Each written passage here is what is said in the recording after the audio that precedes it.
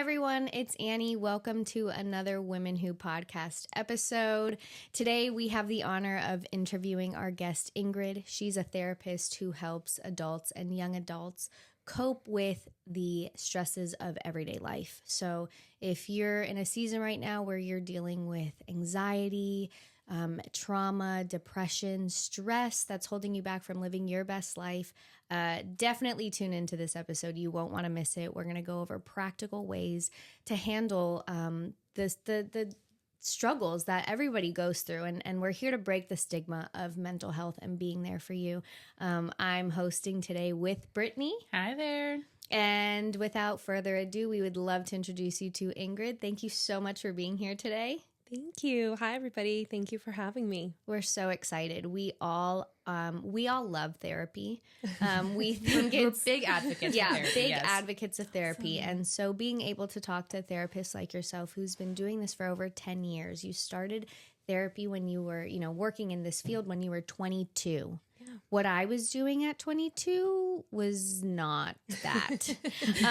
So I would love to kind of just dive in, share your story, how you got into the field in the industry, and just kind of what led you there and where you are now. Yeah, absolutely. I think, for many of us in the mental health field had to be touched in some one way or another. So growing up, I definitely saw some of my family members struggle with their own mental health, particularly my grandmother.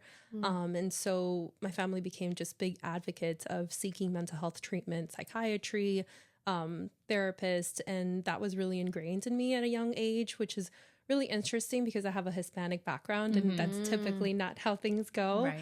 So then in high school, I actually had a psychology class I really, really loved. And we had this project, I'll never forget, that you had to interview someone that had gone through a major life stressor. And I set a goal for myself to interview a Holocaust survivor. Oh, wow. Yeah, a lot of people were like, that's a tall order, including my teacher. And I got in contact with, I think we have a museum down in Miami Beach for Holocaust survivors. And I was able to get linked with one. And I met her and I got to go into her home and ask very personal questions now that I look back. And I was like, why was I so courageous? Like, where did that come from? So after that experience, I said, I really, really just love connecting with people, talking about what they've gone through. And I think that was really healing for myself and maybe hopefully a little bit for her as well. So I just continued that path. I think when we first get to college, we all go back and forth about what we should do. There's so much pressure and expectations about what's your path going to look like? And it wasn't always, have to have it figured out by the time you're 18. Exactly. Yeah. And you're just graduating from high school. Your whole life is ahead of you. So you have so much room for error. I kind of started as a pre-med background and took all the biology and very difficult science classes. So you're smart. I tried and I didn't love it. I was like, I can do this and be really miserable, or I can do something I really love. Wow. So then I had to make that decision for myself. Kind of in my third year, I was like, okay, I do need to make a choice. I can keep these classes. I was really struggling with my own mental health being away from home. So I actually left and went to Florida State. Okay. That's a whole 10 hours from home. And for someone that had never been away from their parents, yes, it was very much a culture shock. Yeah. Very different from being in Miami. And I struggled. So I started seeking some of my own help. And I think that really helped me also get to really embracing what I want to do, really like studying what I want to. So I went into my psych classes. I started working at the state mental facility at the time. There was a couple of young people that were working there too. So we did activities for the residents. Very, very cool, very, very heartwarming experience to notice that even in residential treatment or different backgrounds of people that came into, state mental facilities, there was still space to be creative and have fun and put parties and, come up with games, because that's what they use, the young people for. So that was really heartwarming and kind of like just continued from there. I knew I had to seek my master's and get licensed and all that. Right. Yeah. Wow. I kind of want to ask two questions. Yeah. I know that you had this closeness to mental health with your grandmother. I would love to talk about how mental health help has changed because I'm sure it was different when you were seeking that help for your grandmother compared to when you were seeking it for yourself. And then obviously now in 2024. Can you talk a little bit about the transition mental health has taken? Yeah, absolutely. I do say, that although we're still a long ways away from where we want to be, the stigma has reduced significantly. So I remember when my grandmother was first seeking treatment, not many people knew about it, and it was very like hush hush, and the rest of the family also didn't know. She would have to tell people that the medication that she took was for her blood pressure, and it was not. It was for mental health. So yeah, very much like closed and sheltered. And my mom, I'm actually glad, did share those things with me, because I also would have been in the dark and pretended that this is just how people lived. When I saw her go through depressive episodes or even sometimes manic episodes, I was really like told what was going on, but it was like very private, very much not talked about in the open, and almost like very shameful too, to be seeking treatment. Like something's wrong with you. Exactly. Air quotes around the word wrong. Exactly. Yeah. Very much like a shame and hidden. And I think nowadays, I don't think we're, again, where we want to be, but I day in and day out talk to so many of my friends and share, I'm also in therapy if I'm a therapist, or I say, oh my, it's so funny, my therapist the other day said this, and it comes up in casual conversation. So even in these 20 plus years, I've seen such a big change in how we talk about mental health. There's a lot more resources as well. She had to struggle with getting her medication kind of paid for, and then also seeking someone that was able to see her and meet her needs. And there were only a number of people that she could go to, because of her health insurance. And now we have a lot more access. Like myself, I'm a virtual therapist. I get to see people in many different states, meet them where they're at, kind of see them in their lunch break in the car, or, at a friend's house because, they're traveling to another, city that weekend. So I think access has definitely changed. And then also just our views on mental health. Yeah. And I think before Brittany dives into some really good questions also, I love, I studied psychology in school as well. I got my undergrad in psychology and business. And I always thought to myself, there's no way I can be a therapist because I have so many problems. I have so much trauma.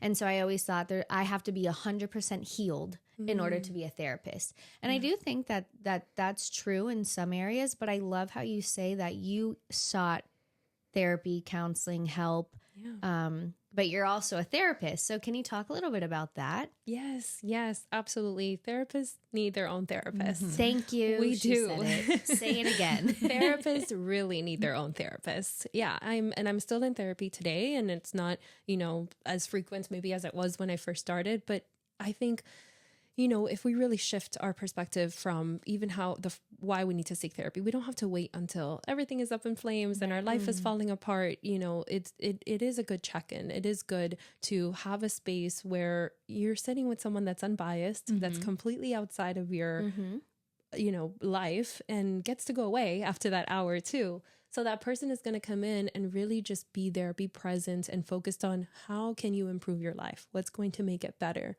How are you working on yourself? It's really good for accountability. Yeah. I've had great supervisors, not great supervisors. I've had great therapists, not great therapists that weren't a good fit for me. And it took me a while to even find someone that is going to call me out when I need to hear it, because that's what works best for me. I know that doesn't work for everybody, but I do like someone that holds me accountable, that said, hey, this thing is showing, or you said you were going to do this. Why are you not doing it? So that is very, very important. You can heal and help other heal in the process too. You don't have to be fully perfect. That. Yeah. Right. And I share that with some of my clients too, because I think even in every therapy session, there's this power imbalance, right? I come in, I'm supposed to be the expert, the one that knows everything, that is going to give you all the answers. And I'm like, no. You are the expert in your own life. Wow, right. You are the one in the driver's seat. I'm here and I'm going to offer some guidance and say, you can do this. What about this? Have you thought about that? But I can't have that much power. And I too am flawed. I'm broken. I can tell you that it's great to exercise, and sometimes I don't. I can tell you it's great to eat healthy, and I also don't. So I don't want to be on that pedestal where, I'm supposed to be. I think that already comes in even before people, walk into the session. So I like to break that down and say, I'm human. I make mistakes. I'm also not always going to say the best thing. And you can call me out and say, that doesn't resonate with me, or that's not really how I'm feeling, because That's why we're wonderful. here. I love that. Yeah. I think, I love that you mentioned that it's okay to shop around for your therapist, essentially. Like, know that it's a relationship-based focus, right? So you have to make sure that you're connecting and that you're getting what you need from them. If you need accountability, that they're going to offer that. I love that you break that wall with your clients and you're like, I'm also human. And I think that's beautiful, because some therapists don't do that. And they do feel like they're on the pedestal. So it is nice to hear you say that. You also mentioned that it's okay to do therapy before you're like falling apart, which I think a lot of us only seek therapy when we're in our trauma response, almost like we're like our walls are, crumbling and we're now seeking it. And I know that's something that you focus on like this, getting people out of survival mode.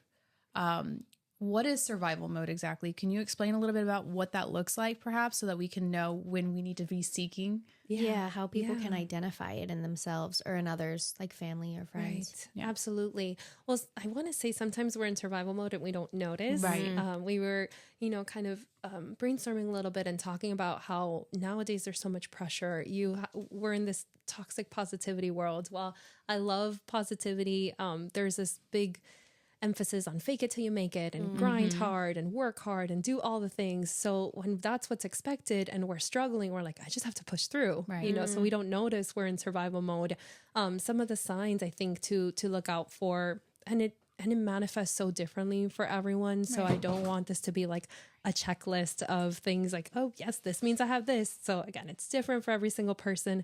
But generally, if you see that you are struggling just to complete like day-to-day tasks, and that could look like not wanting to get out of bed or having a lot of trouble sleeping, maybe avoidance, so you're like canceling all those plans with your friends, you're wanting to be in all the time and that's not typically like you, or you're noticing that you're very irritable, you're very much sensitive to anything that happens where you typically wouldn't be. So any of those big shifts and changes are warning signs. Also looking at like just our emotions, are we like happy and are we trying to find and create that happiness, or are we just doing things that are going to fill everybody else's cup up? And I think so often we have a ton of things to do. I know my to-do list is always endless. And then I look at it and I'm like, this is so unrealistic. I can't get 15 things done in one day. I'm lucky if I get 3. So if we are just stacking all these things, putting all this pressure on ourselves, and then at the end of the day, we feel really crappy. We feel like I didn't get anything done. We beat ourselves up. That's something to look out for as well. That means you're in survival mode. You're running on this like endless hamster wheel, and you're never feeling like you're achieved or you're like getting anywhere. Right. Yeah. Those are good indicators for sure. I wanted to dive a little bit deeper on what specifically do you do with you do EMDR. Yeah. So I definitely want to know more about what that means. I know there's a couple of different kinds of therapy. There's talk therapy for one. Can you discuss a little bit about which each therapy is for and who might need which one? Yeah, absolutely. That's a great question.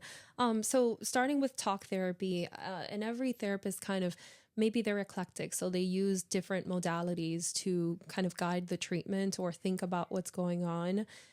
So we don't need to like ascribe to only one specific one. Okay. But specifically with EMDR, it stands for eye movement desensitization and reprocessing. And this is a very much a modality that is known to help people overcome trauma or deal with, better coping as a result of trauma that they've experienced in their life.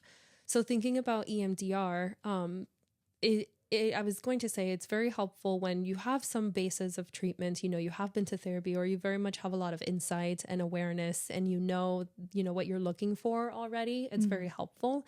Also, if you have good coping, more day to day, you know that you have things that you're doing to take care of yourself. You have good support. You have a good network of people that are, in your life, a safety net, and you're still not feeling like things are right, because you still got to reprocess some trauma.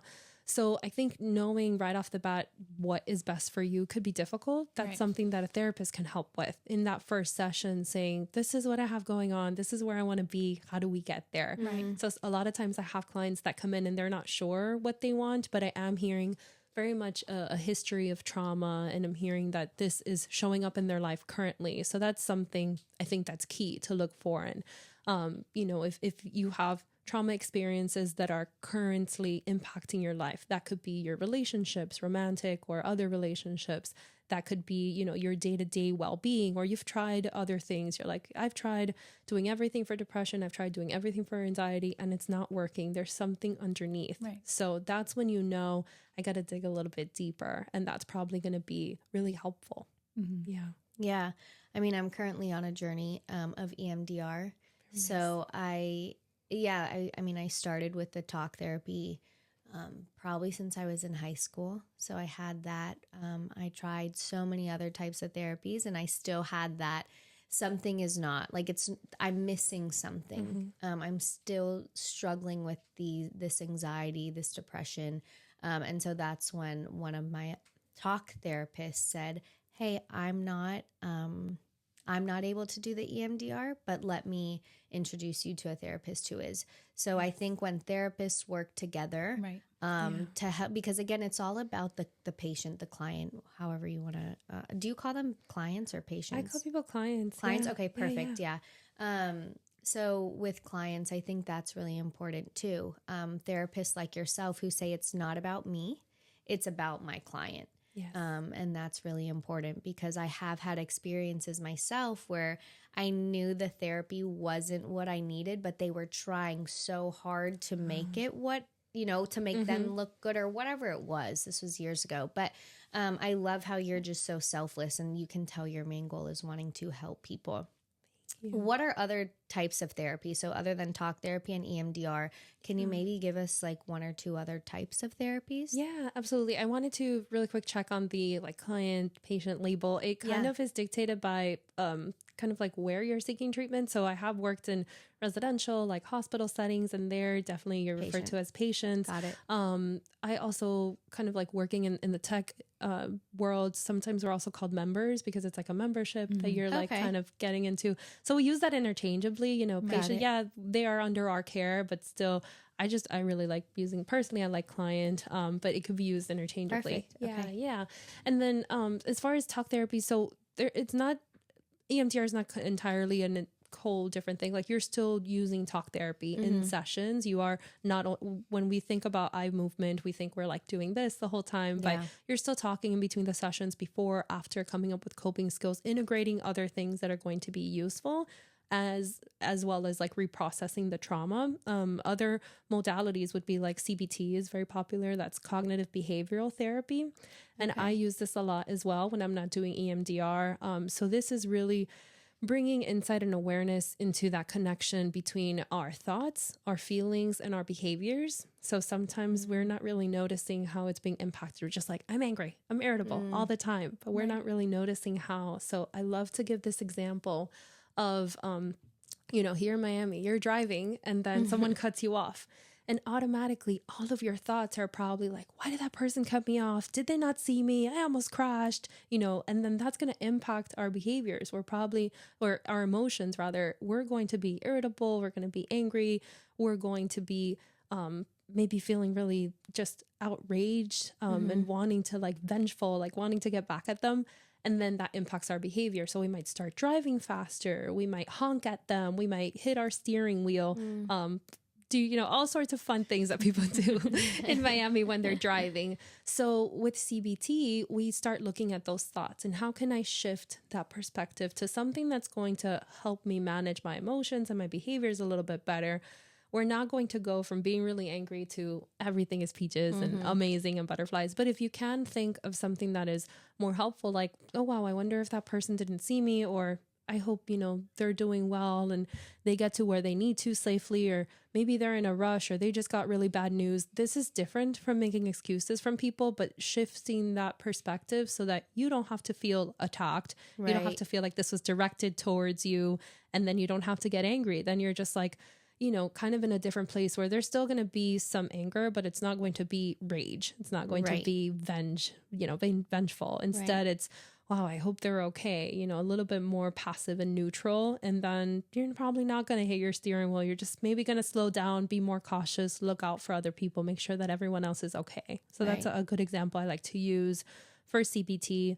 Other kinds of therapies are ACT. This is acceptance and commitment therapy. And this is kind of using, what are the things that are in our control that we can really talk about. And with eclectic, this is like kind of using a bunch of different, there's also DBT, which is dialectical. Like we can go on all the different modalities, but thinking about what's going to be most helpful for you, you don't have to choose that as a client. You don't have to know right away. You can read a little bit on, clients. A lot of places have, therapists have their websites or they have a profile somewhere. You can read about what they use and what they do. And that can help you kind of decide and figure out what's going to be most helpful for you. Wow. I love that. I didn't know there were so many. No, me neither. Yeah. And they all sound very practical. I mean, I'm going to have to dive a little deeper on all these. Yeah. You mentioned website. Do you have a website? Yes, I do. It's Therapy Talk Florida, all spelled out, .com. I actually wanted to mention, so I am based in Florida, but I'm licensed in a bunch of other states. So it's been really, really awesome to meet with people in, just different places. Where else are you licensed? So use you as a resource. Absolutely. So I'm in Florida. One of my major states is Florida, New York, and Washington State. And then also South Carolina, Rhode Island, New Mexico. Wow, just we a can couple really help out the world. there. We're going to just go all 50 states soon. I'm Love so that. excited. And people can contact you through their website, and you are virtual, right? Yes, I am. So you offer the modalities that you mentioned through a virtual format. Okay, Yes. That's wonderful. So you're very accessible to everybody, which is Yes. great, because I think, a lot of us live very busy lives, that checklist you said that's never ending. So it's good to have that resource quite literally at our hands. So that's wonderful, because I think that can also be an excuse we use. Yes. So that's really great. Okay. Yeah, I love that. I'm going to tell my sister to call you. She's in South Carolina.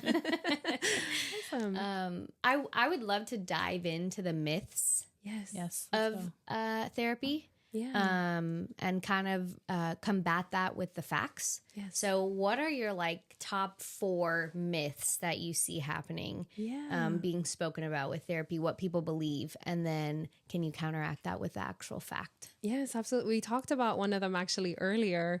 Just sitting right here, this idea that you have to wait until everything is really bad to go to therapy. That's definitely one of the biggest myths I hear all the time. Like, oh, I'm survive, I'm functioning is what I love to hear. Like my clients are like, yeah, I'm functioning. So I never sought treatment because everything is getting done. I'm working, I have a household, I'm seemingly very happy. So when someone says that, it's a red flag. It's like, well, but are you thriving? Do you really feel like you're at your best self? And again, we're not going to feel 100% our best selves every day. I know I certainly don't.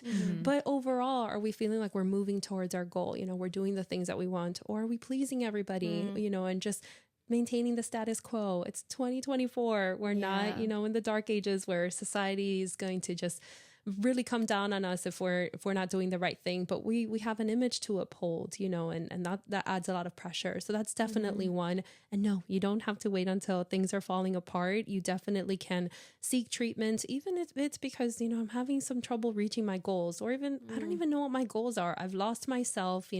I talk to a lot of women. I see men as well, but I talk to a lot of women that are struggling with their identity. This is something that is really interesting to talk about. It after maybe having kids or having a life transition or getting married or doing all the things we're supposed to check off our list is well, who am I if I'm, maybe older women, if my kids are going away to college and all I know is to take care of them, or my kids are going to school, or now I have kids. What do I do with myself? Who am I really? I don't have time to do the things that I love. I don't have hobbies. So that's something to think about. Yeah, you don't have to wait. You don't have to wait until you're really, really struggling. Actually, it's even better if you don't wait, because then we have so many more resources. We don't have to dig you out of that hole to then, feel better. You're not in survival mode. You're a little bit more accessible at that point. Exactly. That's beautiful. Got 3 more. Yeah. I'm thinking. Let's see. So thinking about, I know there's a lot of myths around the emotion of anger. Yes. I love that. That gave me a whole in. So yes. Okay, perfect. We typically see anger as a negative emotion, or one that we need to put away and extinguish. And instead we become resentful and we become passive aggressive and we do all sorts of other things to cope. And we think that we are healing that anger, but we're not. And anger is a surface emotion. And that is if there's anything you take away from today, if you're struggling with anger, irritability, anger is a surface emotion. So that means you need to dig deep. That's just the tip of the iceberg. Underneath, there is a wealth of different emotions that are happening as well. And that could be, maybe betrayal or maybe sadness or hurt or pain. And we're not really tapping into that because it's showing up as anger. And we're just like, everything is just irritating me and I'm really angry. With women specifically, hormones play a huge role into all of our emotions, anger being one of them. So we hear all sorts of comments, from society and like around your menstrual cycle or needing to get it together and like angst and all of that. And I don't think it's just women that experience this. It's just we have a whole flow of hormones that shift every single month. And that is going to rattle us. That is going to make us more sensitive to different things. So definitely anger, tapping into, okay, well, what else is going on? And, how can I heal this? So I know we're probably going to go into more practical skills, but just off the top of my head, with anger, you don't have to extinguish it. You don't have to make it go away. You have to learn how to manage it. You have to learn what are your triggers and then what do you do? How does your body respond to anger? Are you clenching your fists? Are you clenching your jaw? Are you really tight? And relaxing those things is going to really help diffuse the situation. You don't have to wait until, again, you're at a 10, you're very angry to do something about it. You take a deep breath, you drink some water, you go outside, you do something different. Right. Yeah. So there comes a level of self-awareness with that. Absolutely. Wow. And how do you get that self-awareness? Yeah, it's practice. It's practice. So it's a practice. Yeah, with it's all not things. Natural. No, unfortunately. But, we do get better with time. So that's the great thing. And it's not seamless. We're going to fly off the handle and we're going to go off on people that we don't want to. And we're going to say things, that maybe we regret. Again, we're human. We have to be compassionate with ourselves when we're human. Even if we are in therapy, even if we are healing, it's okay to make mistakes. We all do. That's where the self-compassion really has to come in. Yeah. I want to chime in on something, kind of myths and facts, right? I think we're in a time where we hear the term narcissistic a lot. Can you talk a little bit about the difference between a person that is a narcissist versus a person that isn't? Because that is a term we're like hearing everybody's like, oh, I dated someone that was a narcissist. And I'm like, but did you really? Yeah. Like, okay. Were they really? Yeah. Or were you the problem? Yeah, exactly. Yeah. Well, off the top of my head, I don't have, the whole criteria like memorized, but I do want to say that while I love how much access and how much like these words are coming up because they're therapy words and we're excited and we want to talk about them and we hear them on TikTok and, we have all sorts of lists and things that we're like, yeah, that person must be this. It's very difficult to label someone unless they really have been diagnosed by a professional. So really steering away from using those words and saying maybe they had some narcissistic tendencies. There were some patterns that I was noticing and then call out what those tendencies and patterns were. Right. You don't have to label someone because while it can be helpful to have this sort of like word that encompasses all these different things, you're also just putting someone in a box where maybe what about all the other things that they were doing? And again, this is not an excuse. If someone is a narcissist, they might as well, but you can shift that language and that perspective. We can't just buy into everything that we see on TikTok. I know there's a lot of helpful resources, but there's a lot of rabbit holes that we can go down. So just being mindful of, maybe is this hurtful the way that I'm speaking about this person, or would I want to be spoken about this way? Even if they did, hurtful things, calling out, yes, they did this action. So really talking action first instead of like the labels. So yeah, I think just steering away from that unless someone was actually diagnosed, is your safe bet. Good practice. Yes. Very good. I wanted to circle back. You mentioned how hormones affect, obviously our mood. Yeah. We talked off the mic about the gut and mind connection. I wanted to talk a little bit more about how that influences, our mindset, our practice of therapy, et cetera, et cetera. Yeah, absolutely. Well, thankfully, we live in a time where we know that our minds and our bodies are connected. Right. I think a very long time ago, we thought they were two completely different things. And now we are seeing more and more just the impact of trauma on our bodies, the impact of anxiety, of depression, and how it really just deteriorates so many different other functions in our body, daily functions. So thinking about our gut specifically, and also pairing that maybe with anxiety, we can, there's so much research and I do, if this is an interest for anyone, really dive into the research because it's so interesting to look at. Thinking about, if you are anxious and you have a really big day ahead of you and you eat something that is not the healthiest or something that's going to sit really heavy on your stomach, that is going to set the tone for how you feel the rest of the day. Or if you have a really heavy, unhealthy meal, at the end of the night, that's going to affect your sleep.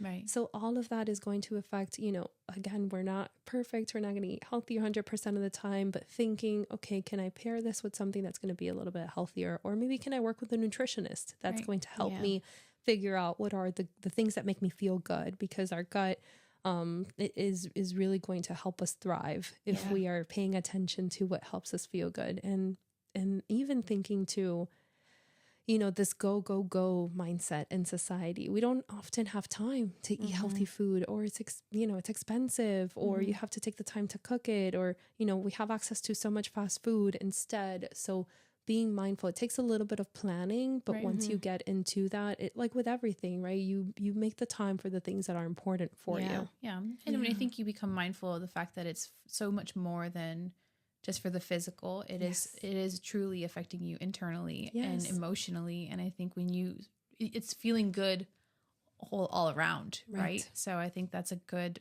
thing to give time to. Yeah. I think too, it's so awesome now, like with functional medicine doctors, like they're offering things like gut health test. Right. And you can actually see like if you have too much bad bacteria, if that's overcompensating the good bacteria in your microbiome. Right. So, I mean, even if you're, because sometimes I'll eat fast food and right away I get a burst of anxiety because it's fried, it's fatty. And so I can I could feel the aftermath in my body, and then my mind. So I think it's awesome if anyone who's listening is feeling like, hey, I feel like my gut is unhealthy, or I want to dive more into why I'm feeling so anxious, or having this like internal dialogue. Like people are offering gut health tests, and that type of data about you is so important, So that's awesome.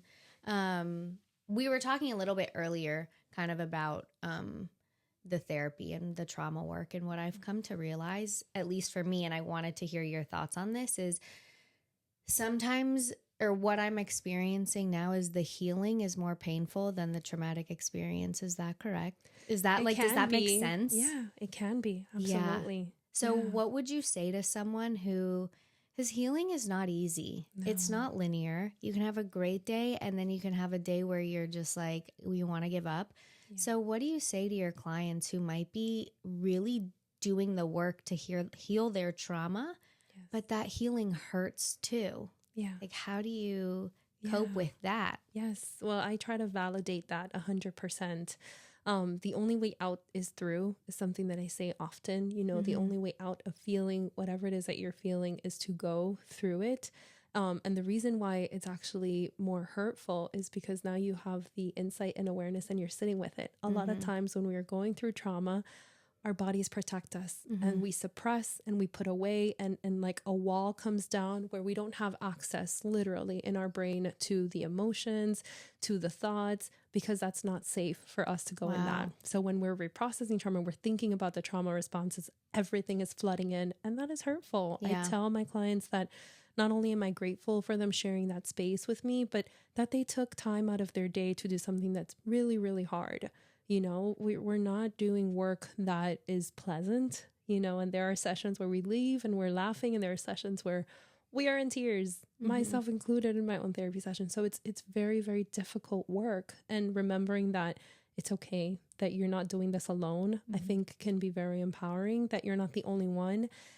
And I think that, specifically for some of the women that I work with, is that we are breaking generational trauma. We are breaking that cycle. And if you take anything, from those sessions, it's like, I'm not just doing this for me. I'm doing this for maybe the other women in my life, or maybe my kids, or maybe the people that are coming after me, that they are not going to have to deal with the other parts of me. Even the people in your life, when you're healing, they also get to get that reward as well, because you're a different person, you're in a different mood, you're thinking about things differently, you're hopefully not lashing out, you're paying more attention to those things. Right. So I think those things are really empowering, that I tell people, depending on their situation, like, you're not just doing this for yourself. Yes, you are the most important person, but everyone else gets to benefit as well. Wow. Right? Yeah. Wow, I love that. And yeah, I mean, because that's kind of where I'm at now. I mean, I have to tell these, girls, Brittany, Drea, people in my family, like, hey, I'm doing this work. And some days I'm going to just be like angry, or like emotional or take things personal. And I think, having that safe community, like you said, not like starting therapy, knowing you have coping skills and a community, like a safe community, you let them know like, hey, I'm doing this work. So if I show up in a wonky way, just know I'm going through it. Yeah. And using your support around you as well, because the people that love you are going to see they're trying really hard. They want to do something different for themselves, and speaking out, saying what your needs are, that's going to be so helpful. Yeah. Oh, I love that. I think, when we discuss some of the myths and some of the facts, I know one of the facts based on statistics, we are almost at the end of 2024, which is crazy. Yes.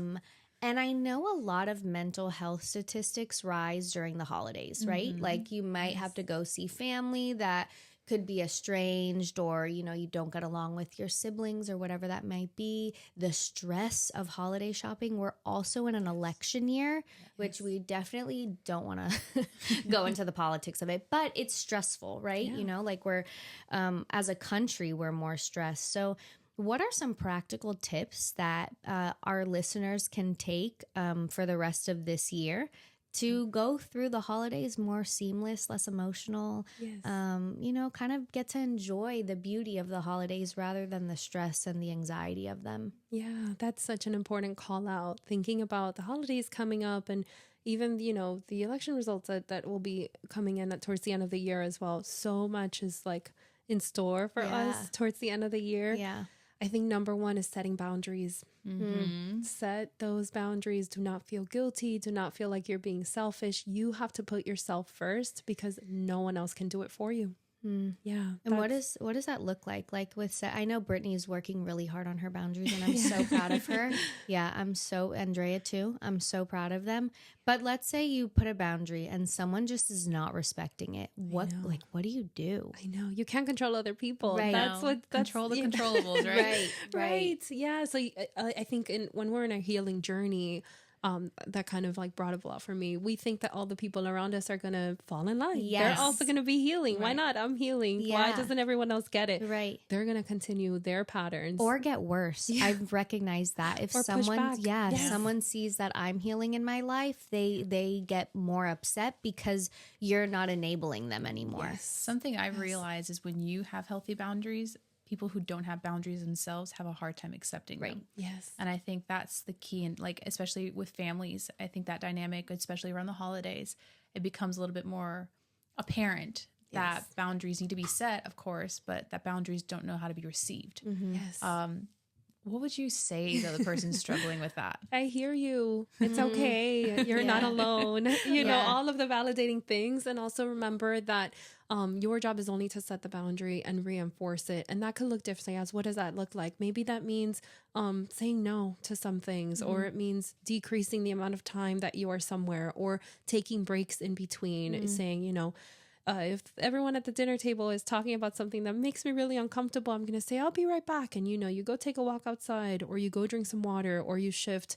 You also don't have to answer questions just because people ask you. That's a good one. Yeah, I think on a personal level, like being a woman, there's so many questions all the time. Like, when are you going to do this? Are you going to get married? Are you going to have kids? Are you going to have this is not the time to give you my laundry list of things I've accomplished this year. Yeah. This is the time to enjoy together. Right. So don't be afraid to shift the conversation and say, you know what, I'd rather talk about this other thing. Tell me how that soccer game went, or, that event that you just went to, the concert, was it amazing? And really, some people might not get it and they might be hurt, but you just continue doing it. You know why, you are setting the boundaries that you need to take care of yourself. Also, use people in your life that are safe to help you set those boundaries. Like if you have a parent and you're like, hey, I know my grandma likes to do this thing. Can you help me out? That's have good. people in your corner. If you have a partner, say, hey, when I give you that look, let's start wrapping up so that we can go. Good. Yeah. Make these plans ahead of time. You can't. So this is different from you know, like ruminating or thinking, you know, being anxious about going into these experiences, they're always going to cause some anxiety, but have some things in your pocket that are like your bullets, like your backup plan. And you're like, oh, this person might ask me, you know, about that test that I failed, and say, you know what, I really just want to enjoy tonight. I don't want to go too much into it. You only have to share what you're comfortable with. And some people are going to be upset about it. It's okay to be prepared for that. And you're not responsible for it. You're not responsible for other people's responses. That's really important. You're not responsible for other people's responses. I saw a TikTok of a girl who was, you know, last year she was at a family Thanksgiving or something, and she's probably like 35, not married. And she always gets that question, like, when are you getting married? And so this last year she finally responded to that question with, when are you getting divorced? And it was just such a shift, though, you know, and it's like that and I think sometimes, again, it's not taking it personal, because I don't think people realize the effect those questions can have on you because of the societal expectations. You know, you think that, hey, asking when are you getting married, or what happened to your job, or weren't you dating so-and-so, like what happened? A lot of times what I've learned is people don't come with those questions in a malicious way. They're genuinely wondering or concerned, but because of all the stuff we're dealing with internally, it could be a difficult conversation to have. So just reminding yourself, again, it's not personal. Yes. You know, absolutely. I think that's what's helped me a lot too. Yeah, that's a huge call out that people may not know what else to talk about. Right. They're not coming, you know, they're not trying to attack you, but you do have to let them know, I'm not super comfortable talking about this. Yeah. That's what you're responsible for. Right. Yeah. I love that.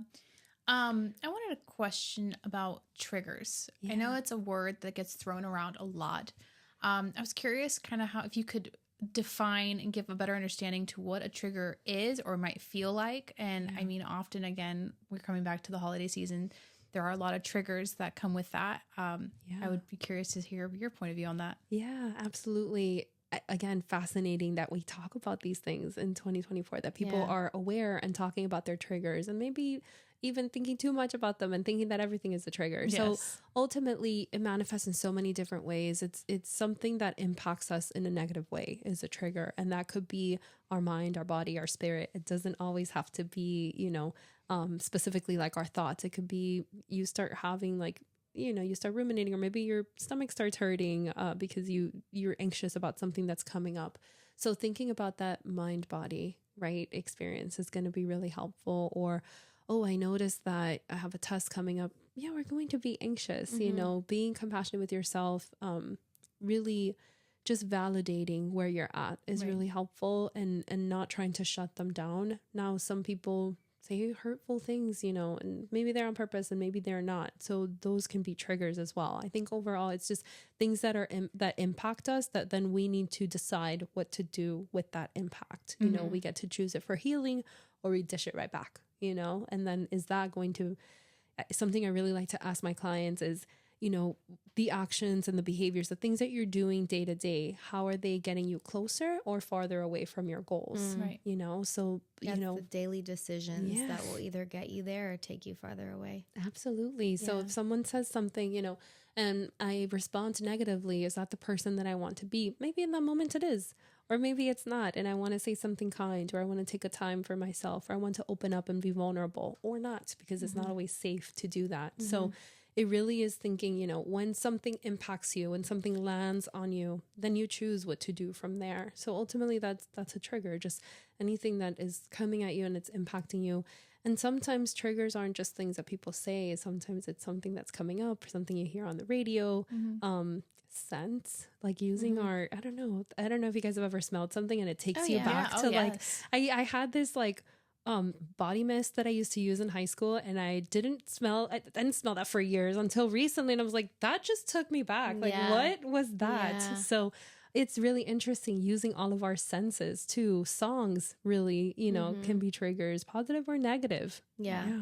I love that you, talked about triggers, but also choice, like using those two words in the same sentence. Like if something triggers you, you have a choice of how to either take it or dish it back out, you know? So I think that's beautiful also. I think it's also, at least personally, I always find it to be a moment of reflection. I'm like, okay, why did that specific thing, moment, whatever it may be, trigger me, and why did that affect me in this way, and let me sit with it a little bit longer and kind of get to the root of why.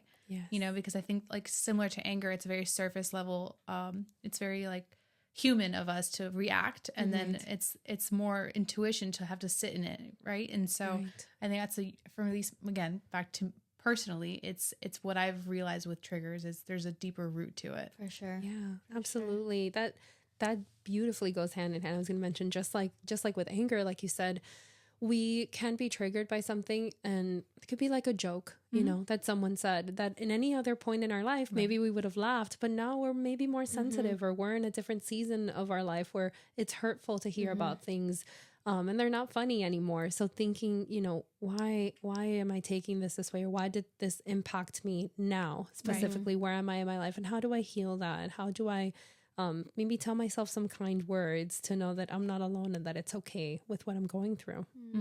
That's beautiful. If you know, to wrap it up, I mean, I've gained so much knowledge in this, especially going through the therapy process again, and just knowing, you know, we're always just trying to be better, do better tomorrow. If someone is listening to this episode and they've resonated with something and they're on the fence of starting therapy, what would you tell them? Yeah, I would tell them to kind of trust your gut. You know, I think that, funny enough, like kind of wraps up what we've been talking, like trust your gut. If there is something that is sitting with you and you're saying, maybe I should talk to someone, or it might be a good, like, you don't have to wait. There's help out there. There are many different websites and resources, and maybe you know someone that is in therapy and can put you in contact with someone else that they know. Just start doing that work and find someone that is that you feel you could have a good relationship with. I did want to speak to that, like, relationship in therapy. It's very different from, you know, friends or family, because they mean well, but at the end of the day, they have their own bias. They're coming in with their own opinion. So this is someone that's going to be completely outside of your life. And at the same time, if you think about the number one defining factor in success in therapy is the relationship that you're able to build with your therapist, that trust, that you know, confide in them, that you know that they want what's best for you. That is what's going to help carry you through. So, you know, I mentioned sometimes I haven't had the best experiences. If you have a couple sessions with a therapist and it's not resonating with you, or you're not feeling like it's the right fit, it's okay to call that out. It's okay to look for different help, or to say, actually, you know, maybe your style isn't great for me. I think at different times in our life, we need something different. That's happened to me as well. You know, I've had great therapists that were great for me with what I was going through at the time. And then thinking about like my adult life or something very specific that I'm dealing with, I need a specialist. It's just like with a doctor, you know, you're not going to go to your PCP if you have just one thing that you really want, like you have an earache, you know, they could give you general stuff and they can help out, but see a specialist specifically if you want to, you know, process trauma, you're ready to take that dive. Or if you really want to like work on anxiety, like just really find someone that is going to more or less align, and you don't have to get it right. It's okay to switch too. So I wanted to validate that. I love that you validated that, because I think a lot of times people think if a therapist doesn't work out, something's wrong with them. And that's so not the case. Or they give up and they say it's not for me, you know? And absolutely. I think what you just said there is you have permission to shop around and look around and figure out the relationship that works best for you. Yes, I love absolutely. That. I love it. Ingrid, thank you so much for sitting here with us. We are definitely going to drop all of your contacts in the show notes. But if you or anyone you know might benefit from this episode, please share it. We just want to give you value. We just want to give you content that is going to help you live a better life. And again, Ingrid is able to practice her therapy in different states, so you don't have to just be in Miami to get access to her. Yeah, awesome. Thank you so much for having me, and good luck out there.